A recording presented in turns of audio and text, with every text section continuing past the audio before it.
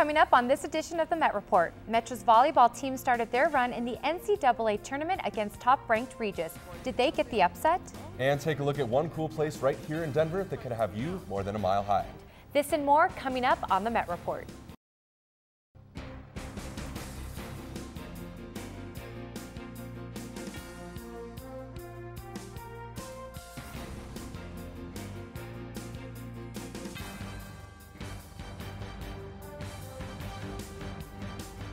Welcome to this week's edition of the Met Report. I'm Benjamin Smith. And I'm Paula Ruelas. We start with the news of many recent events that have students here in our area questioning whether they are safe or not. Met reporter Leah Rayflab contacted the Auraria Police Department for tips on how students can stay safe while at school. Safety is a priority here at Auraria, but with recent events both on and off campus, it's no wonder students may be feeling a little uneasy. Although, being informed about the Auraria Campus Police and all the services they have to offer is a great way to start becoming more aware. More than likely, you pass them on your way to class every day. But do you know what these bright red emergency posts are for?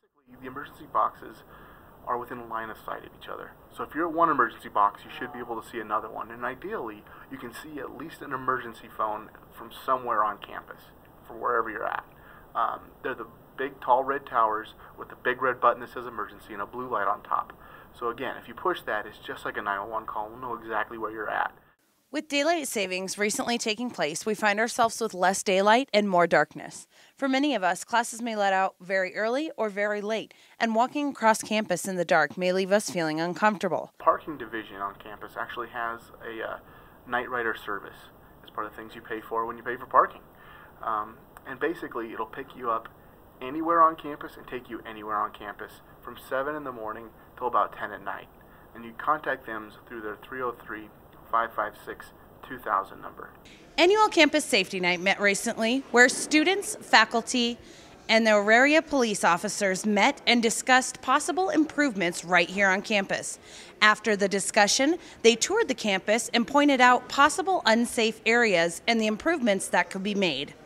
Many students may witness suspicious activity, but are hesitant to call or take action. Officer Mullender stresses the importance of being aware and involved. Always recommend they call us whenever they feel something is not right, and always trust your gut instincts. As far as bothering us, that's never a bother. Our officers would rather respond to something and have it end up to be nothing than have to come back and take a report later because someone's been victimized. For the Met Report, Leah Rayflab. MSU Denver and President Jordan were presented with the Civil Rights Award due to a variety of initiatives which welcome and help sustain the diversity of our student body. The award was presented by the Community Development Corporation and has been presented annually to honor individuals for their commitment to social justice and equality. Jordan and the university were cited in particular for the Colorado High School GED non-tuition rate for undocumented students. The Board of Trustees voted June 7th to approve a reduced tuition rate for undocumented immigrants who graduated from Colorado high schools or earned their GED in state. Despite the pushback from many outlets, including the Attorney General, Jordan felt the asset bill was crucial to many who call MSU Denver their home.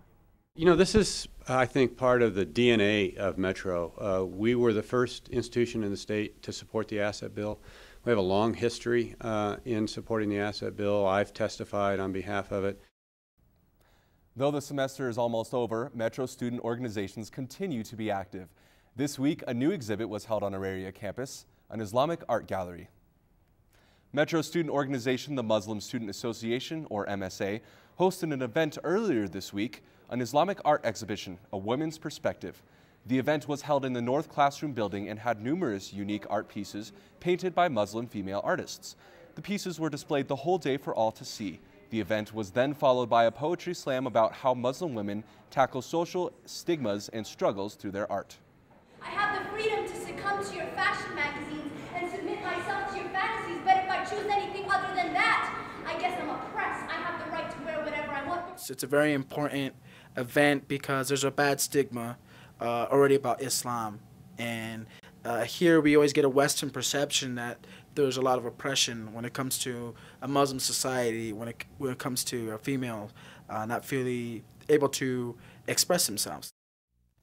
The MSA plans to host more events that can inform students about Islam in the upcoming semester. If you want to give some input on events that you want to see, you can check out MSA in the Club Hub in the Tivoli Student Union. It's hard to find a major university without a bookstore right on campus. However, the face of the modern bookstore will soon be changing. Kelly Matzner has more. The college textbook market as we know it may be a thing of the past. The popularity of online retailers and textbook exchanges has emerged from the increasingly unpopular opinion of sky-high college bookstore prices. Everything's overpriced and I don't like it. They literally change their books every semester, so yeah, it's a ripoff. I know they have like the rental system here, which I like, but I don't know, I usually find like books that usually are like $60 for $12 on Amazon. So the shift in demand for such an established entity has created a new climate that has rendered some bookstores obsolete. While admittedly the Auraria bookstore has not fully promoted its changing dynamic, it's a far cry from the bookstore of even a few semesters ago. Renee Wilson, textbook manager, tells us about what a contemporary bookstore can offer students. We do is just brought new offerings. We do ebooks now. We do loose leaf books now. We've got 9 kiosks, so four in Metro, 3 in CU, and 2 upstairs in CCD. And not only are you ensuring that you have the right materials for your classes, you're also giving back. All the money stays here, pays off the student bond on this building, and then anything extra actually goes into the Auraria General Fund. So for like every $1 you spend here, something like 20 cents goes back straight into Auraria. For the Met Report, Kelly Matzner. In the course of the last year, students of Auraria campus have seen several new additions go up, including a new hotel. The newest Spring Hill Suites by Marriott is located right here on Auraria campus. The property features 150 rooms, a fitness facility, 5,000 square feet of meeting space, and is decorated with artwork designed by students and alumni. Staying true to their values of sustainability, the property recycles, composts, and plans to convert used cooking oil into biodiesel. The hotel also uses refurbished beetle kill trees as furniture throughout the building, but we were curious, what made this facility stand out? The relationship with the university. So having students here learning about hospitality really makes this hotel different from other hotels in the city, and this city is embracing that. They're really excited to be part of this hotel. Students will be happy to hear that there are discounts available and are encouraged to like the hotel's Facebook page to receive special deals. In addition to the hotel is the Hospitality Learning Center. I had the pleasure of touring this new facility. Take a look at what's there. Metropolitan State University of Denver's new Hospitality Learning Center offers 28,000 square feet of academic space. Some of the cool features include a sensory analysis lab for the wine tasting classes that are offered. It has a dedicated lighting system and a dedicated heating, ventilation, and air conditioning system, so it does not affect the odors and the flavors when we're tasting wines and food. Students will also get to enjoy a fully functioning restaurant and a state-of-the-art kitchen that will enhance their learning experience. We want to make sure that our students are well versed in the exact pieces of equipment that they're going to find in the industry. The facility will provide an experiential level of education unmet by other schools in the Rocky Mountain West region and will give MSU Denver students a competitive edge over others. Through experiential learning, we're getting them ready before they actually graduate. There are so many awesome features to this building, and some of the favorites among faculty and students are... My favorite is the specialty foods kitchen, only because of the gelato maker. My favorite part about this new facility has got to be our state-of-the-art sensory analysis lab. Light sensory analysis lab and the wine cellar, just because they're so cool. The HLC was years in the making, and those close to it are extremely happy with the final result. I'm beyond words. It's been much better than my wildest dreams as far as the expectations.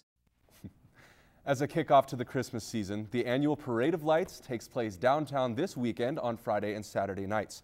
Starting at the Civic Center, the parade will make its way up 17th Street and return back down 15th Street. The sparkling lights, marching bands, floats, and delightful characters will once again wow hundreds of thousands. The parade begins at 8 p.m. on Friday and at 6 p.m. on Saturday. We hope to see you there. And I hope to see you there too, Paula. Are you going to go this year? I am. I'm going tonight, actually. How about yourself? Excellent. I will actually be going Saturday. Don't forget your camera. I won't.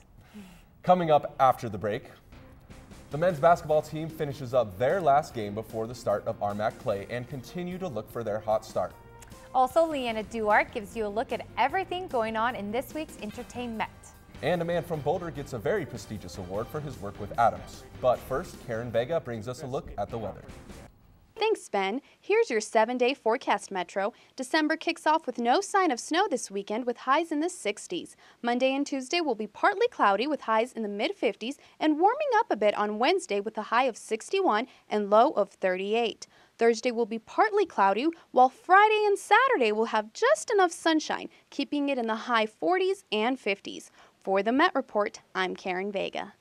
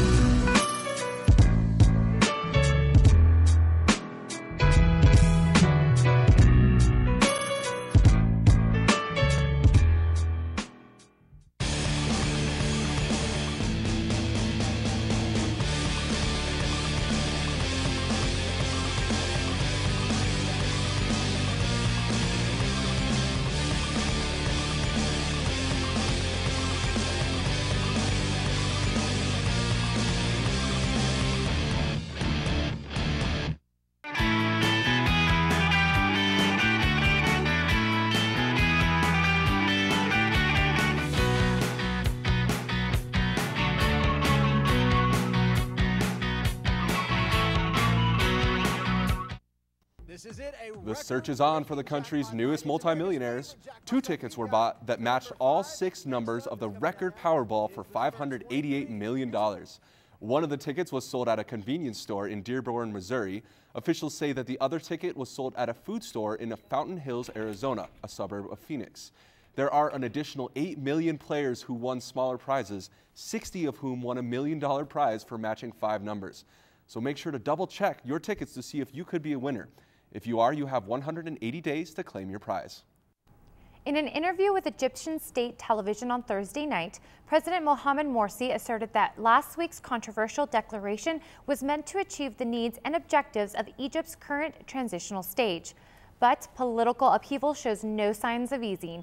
Protests have been continuing into the nights in Cairo's Tahrir Square, where demonstrators are demanding President Morsi rescind the decree to extend his powers.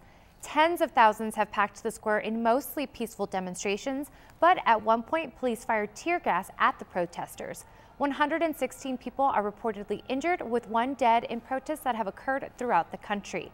The recent demonstrations have showed the biggest public opposition in Egypt since President Hosni Mubarak was ousted in early 2011. As 2013 approaches, there are many concerns regarding the fiscal cliff that is looming. The fiscal cliff is in regards to the terms of the 2011 Budget Control Act that will go into effect midnight on December 31st. These terms include government spending cuts and the expiration of tax breaks. The concern is that while it may reduce the national deficit, in the long run it could affect the already shaky economy. Experts predict that this could result in reduced household income, an increase in unemployment, as well as an overall drop in gross domestic product, all warning signs of another recession. While Congress has had discussions about how to avoid the cliff, an agreement has not yet been reached. This Sunday will be a festive day in Denver as it's time for the annual Red Ball. The Red Ball is a hip and cutting-edge runway experience to raise awareness for World AIDS Day and to support Denver, Colorado AIDS Project. The event is an ultra-chic signature event of Denver, Colorado AIDS Project that blends high-end fashion from a number of local designers, innovative and outrageous hairstyles from over a dozen local salons, and exquisite makeup artistry to produce an evening of style and flair unlike any other. The event takes place at the Exto Event Center, and funds raised at Red Ball support services provided by Denver, Colorado AIDS Project. For more information, visit www.redballdenver.org. Simone Dialba brings us a story about the struggle that many homeless people face as they battle life on the streets. This is the face of homelessness here in Colorado. Old, young, male or female, it does not discriminate. And the very system that's supposed to help has become the poison. I was homeless for about 20-some years. He's one of the nearly 13,000 homeless people that call the streets of Denver home, and he says the system is failing those who need it the most. Children, senior citizens, people of all races, sexes. Homeless is not prejudice. Although well-intentioned, government efforts simply aren't enough, and those finding themselves in trouble aren't just drug addicts. They're evicted families, veterans, and even college students. Homelessness is simply caused by circumstances beyond that individual's control. And it can happen to anybody, and it is happening to anybody and everybody. Homeless shelters are crowded. Coupled with a rough economy and further budget cuts, the reality is that change isn't happening fast enough. It seems like they're trying to step it up. They know that it's an issue. They know that there's more homeless than there are beds to put them in. As far as the veterans, I feel they never made a bad choice, and I feel that the system should help them a hell of a lot more than what the system doing now. Because they never made a mistake in life. All they did was defend the country, and they out here suffering. Society as a whole is kind of innocent. They really don't understand. If you have no understanding about something, there ain't much you can do. There's no room for compassion or trying to reach out or anything. You don't understand it. For the Met Report, Simone D'Alba. We recently brought you the story of a Boulder man winning the Nobel Prize in Physics. Dave Reiser sat down with him to discuss his work. On October 9th, Dr. David Wineland of the National Institute of Standards and Technology in Boulder won the Nobel Prize in Physics, along with French scientist Dr. Serge Harouk. I asked Dr. Wineland about the work he has done that earned him the award. In our case, laser radiation, and it uses that radiation to investigate the property of the atoms. We focus laser beams down on the ions to the point where we can control individual atoms. His ability to investigate and control ions has led to some interesting discoveries. We can have the atom be both in the 0 and the 1 state at the same time. Through his work, Dr. Wineland is changing the traditional understanding of memory storage. Ordinarily, if you had 3 bits in a classical computer, it would store a binary number, say 101. Because of these quantum superposition states, the 3 quantum bits now can store all the numbers up to 111. The amount of memory that these quantum bits can possess is truly astounding. A quantum memory of 300 quantum bits could store more information than a memory in a classical computer if you made your classical computer out of all the matter in the universe. Dr. Wineland does not recommend buying stock in these quantum computers yet. The number of quantum bits we can manipulate is a handful. A useful quantum computer is still a ways off. For the Met Report, I'm Dave Reiser. Now we get to answer the Met Report's biggest question. Where is Jeffrey? Luckily, it didn't take too long to find him. Let's see where he turned up. Thanks, Paula. I'm down here in Lone Tree, Colorado at the Sky Venture Colorado Indoor Skydiving Facility, where I'm about ready to do what this guy's doing. So come on, I'll show you how it works. But before I get to jump in, all new flyers must attend class. Your group's assigned instructor will teach basic signals and the do's and don'ts while inside. 3 minutes in the wind tunnel is equivalent to about 4 skydives worth of actual free fall time. After class, it's time to suit up. The facility provides all the gear you need to get started. Once geared up, it's time for me to earn my wings. If I can keep balanced. It doesn't take long to get the hang of it, more or less. As long as you pay attention to your instructor, you are guaranteed to soar. And watch those first few steps out of the tunnel. With winds gusting over 120 miles an hour, it can leave many a little aired out. Sky Venture Colorado has a wide variety of packages for all skill levels and trains expert divers not only from Colorado, but worldwide. Oh, what a rush. For the Met Report, I'm Jeffrey Lowe. Now, if you excuse me, I gotta go find my land legs again. Hang on. Sky Venture Colorado has gift cards available for the holidays starting at $69. For information about other rates and packages, visit skyventurecolorado.com or call the number on your screen.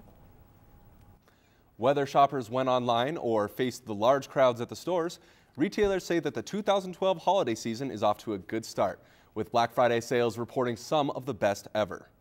According to a survey conducted for the National Retail Federation, more than $59 billion in sales were processed from Thursday through Saturday. This is an increase of $6.6 billion from last year. This year's success is due largely in part to more online sales and more stores opening as early as 8 p.m. on Thanksgiving. Traditional consumers became more tech-savvy this year and took advantage of Cyber Monday sales, making it perhaps the busiest e-commerce day to date. Boy, I sure can't wait for Christmas, but you know what? Instead of getting something online or going to Walmart or Target, I think I want to get a gift card from SkyVenture Colorado. Me too. You know, that place is actually just down the street from where I live, and I have not been yet, and I really want to go. It's perfect for you. It is. After the break, Kevin Hall joins us to tell you how the women's basketball team did on the road. And LeeAnna Duarte joins us to get you updated on everything going on in Hollywood for EntertainMET. The Met Report is brought to you today in part by Health Center at Auraria, making health convenient on your campus. Did you know you can get health tips, resources, and warnings from the Health Center in multiple ways? The Health Center provides Student Health 101, an electronic magazine at msudenver.edu/healthcenter. real-time updates at Auraria CT Health on Twitter, and information at Health Center at Auraria on Facebook. Now and then I get insecure from all the pain. I'm so ashamed. I am beautiful no matter what they say. Words can't bring me down. Look out, everyone. LeeAnna Duarte is here to get you updated on all the craziness in Hollywood. LeeAnna, what's going on?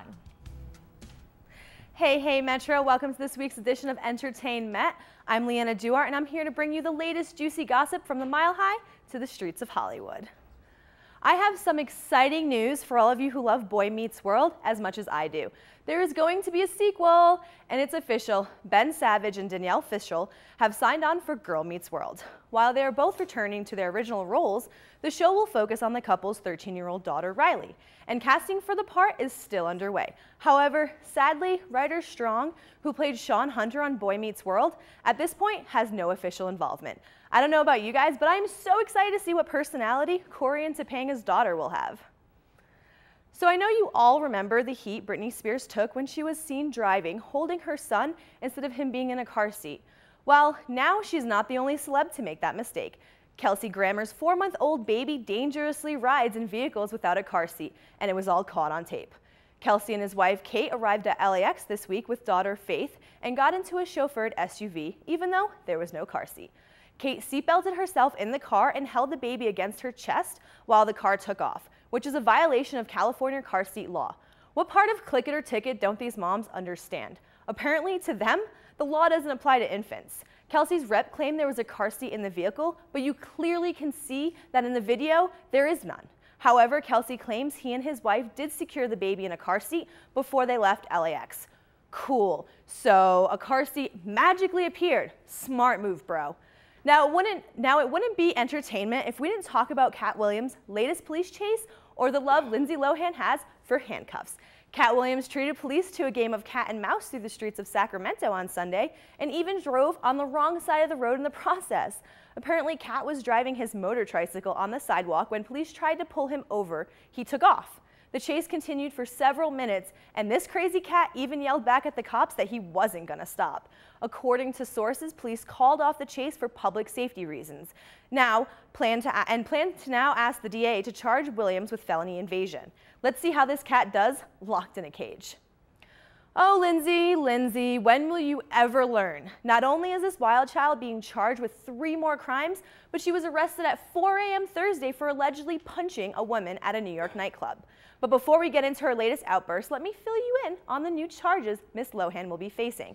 First, giving false information to a peace officer, then obstructing or resisting a police officer in the performance of his duty, and lastly, but I'm sure not for good, reckless driving.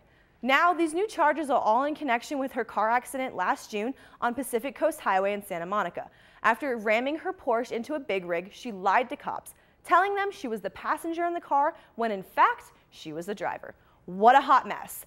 The real icing on the cake was when Lindsay punched a woman in the face over Max George, who is from the boy band The Wanted, at a New York City nightclub early Thursday morning. And sources say Max was turned off by the fact that Lindsay was a sloppy drunk inside the club and started talking to another woman, which made Lindsay real mad. Really, Max? Since when has Lilo presented herself in a classy way at a club? Ironically, Max moved on from both Lindsay and the other woman and went home with another girl instead. And Lindsay ended up in handcuffs.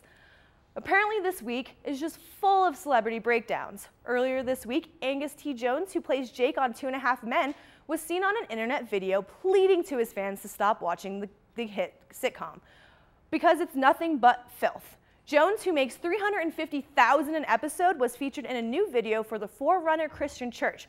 But before I show you for yourself, Jones did release a statement saying, and I quote, "I apologize if my remarks reflect me showing indifference to and disrespect of my colleagues, and lack of appreciation, the extraordinary opportunity which I have been blessed. I never intended that." Now, I'll let you decide for yourself if this is a big enough apology.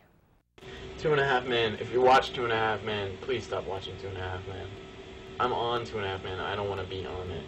Well, that wraps things up for this week's edition of EntertainMET. Back to you guys on desk.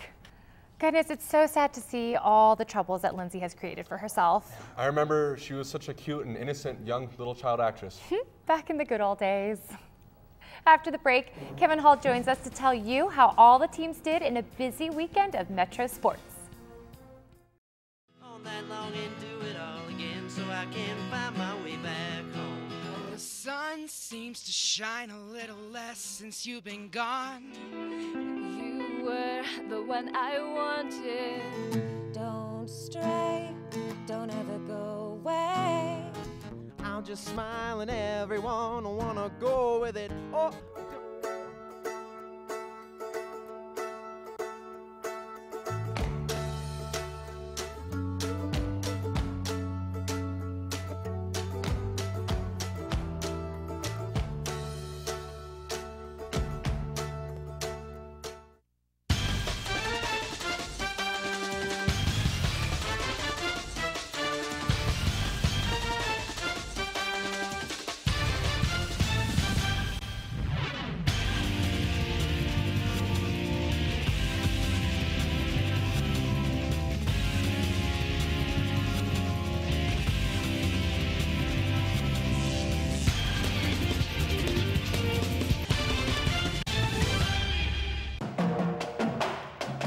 The Rocky Mountain Athletic Conference is one of the most historic college organizations in the United States.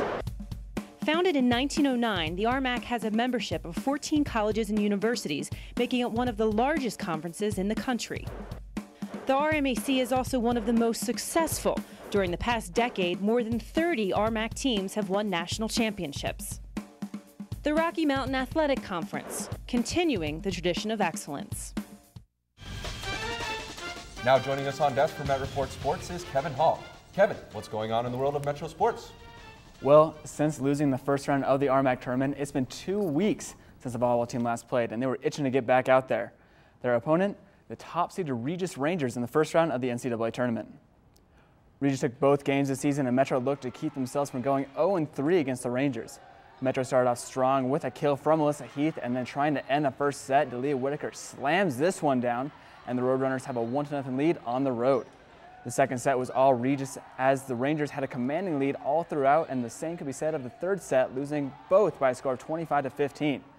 Fourth set, now Metro down 2-1 and clinging to their playoff lives when the Roadrunner offense comes alive, thanks mainly to Lauren Quijano and Melissa Heath, who had 20 kills and 16 respectively.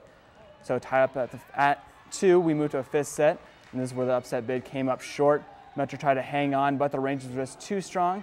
The Rangers' Katie Klein ending the match, and the Rangers move on to the next round of the tournament while Metro's season comes to an end.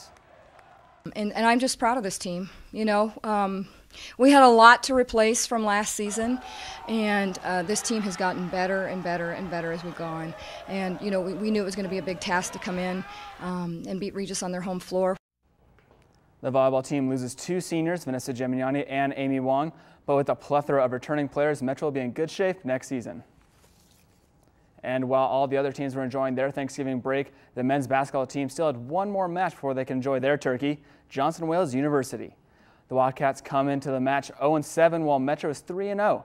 Metro is also the number 3 team in the nation for Division II, so I think this one favors the Roadrunners.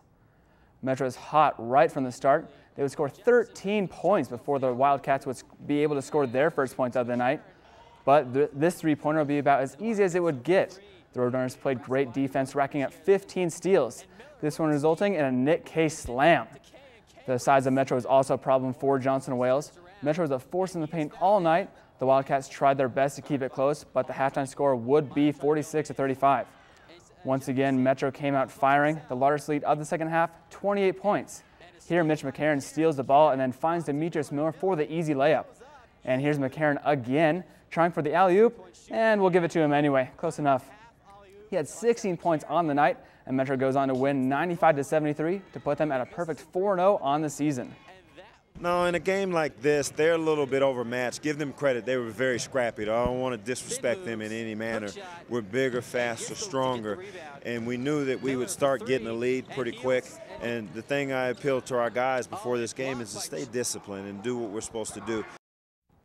Now we begin to get into conference play. The men will take on Regis University tomorrow night at 7.